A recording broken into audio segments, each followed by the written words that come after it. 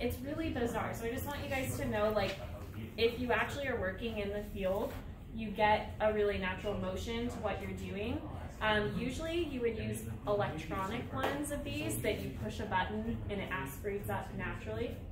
And Preston and Josh, would you guys be able to actually sit at table 7 because we're going to record this? Yeah, I'm picking up your voice.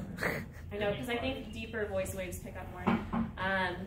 So these are essentially this little scrolling piece is going to help you aspirate or pull out liquid. And then this portion is going to help you release that liquid. I don't know what materials they'll give you at the SLC. They might give you bulbs, which we have over here. If they give you electric ones, one button is to pull up liquid, one is to push it out. These,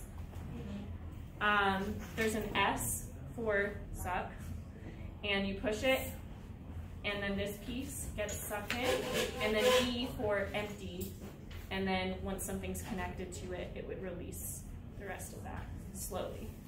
So you see how it just pushed out again? So these are like the more old-fashioned, they're really cheap. That's probably what they'll have. Yeah, so we'll practice having you guys at least, so A for aspirate or S for suck, either one. You just push that in, push the bulb, and then it gets suction, and then E for empty, and then over time it releases that air. So, which would mean it's then releasing the liquid. Yeah. So then these are seriological pipettes. They are really precise measurements at each point. And on one side, it starts from the highest number going back, and then on the other side, it goes from low to high. It just depends on your preference of what you get used to reading, but they all should have the numbers each way. Kind of like a Pyrex dish has the same thing when you measure from it. But I've got 2 different solutions here. There's just blue water and yellow water.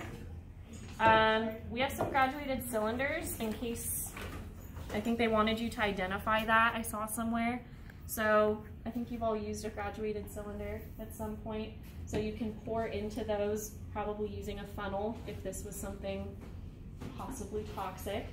But I think they're mostly wanting you to use like beakers and just transfer solutions. So why don't you each choose which one, or maybe we should stick at the same. Let's make this our solvent. So this would be like our water in most cases. And then we'll make this our solute, which would be something probably like an acid that we're trying to dilute, okay? So go ahead and pour yourself some of the solvent. This isn't really part of your rubric, but just get some to play with. Just pour a little bit so you have some to start with. You have some, this isn't part of your rubric. But at this point, you would have done some math, it says, to calculate like how much of the solute and solvent you're putting, which is like chemistry. Solutions chemistry, perfect. Okay.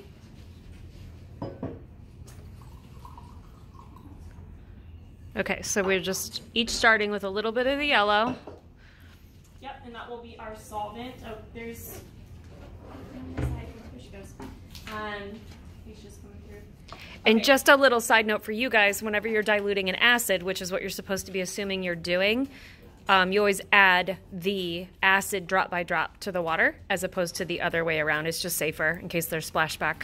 Do you oughta add acid to water?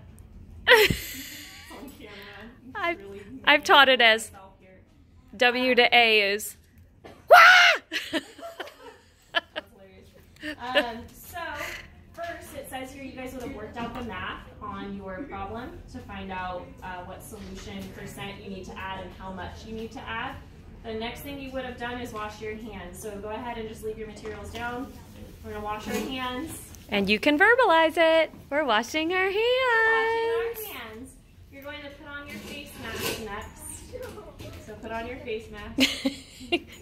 They've been doing this with me too. Okay, perfect. So then you would have gathered your equipment. So this would be a large Erlenmeyer flask. This would be a beaker. Those would be graduated cylinders. These are seriological pipettes, and these are pipette aids. You guys need any more clarification on which one's which? What's a pipette filler dispenser? pipette aid. Oh, that's the same thing. Filler Okay. dispenser. Yeah, I guess they just have different names. What's a TD pipette?